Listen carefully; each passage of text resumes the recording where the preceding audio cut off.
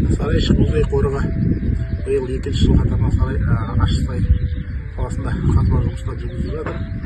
Бұл ескерткішті 2021 жылы ашқан болатынбыз. Биыл екінші жыл қатарынан қазба жүруде.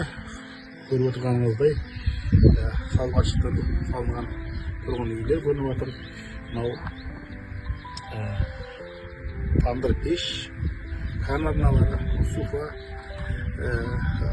дәстүрлі тарихқа қарай орта ғасырлық тұрғын үй бөлмелері ашылып жатыр. Енді табылған жәдігерлердің ішінде мынандай тұрғыштан жасалған бұйымдар, шығыр тісінің саусақтары, сондай түрлі құмыралардың сынықтар табылады. Бұдан басқа көптеген балық сүйектер табылады.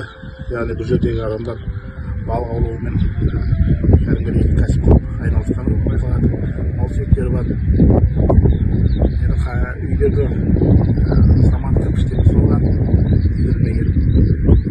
едендері ырғызалып тазбен сыланған. Және де осы ескерткіштің айналасынан біз 20-ға жуық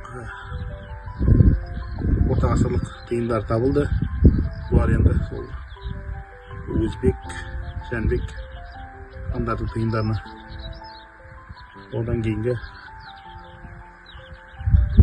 хандардың тиындары.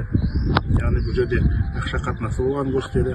Бұл керуен жолында болған қалашық сарайшықпен байланысты керуен жолында сарайшықтан батысқа қарай жүретін керуен жолы орналасқан қалашық.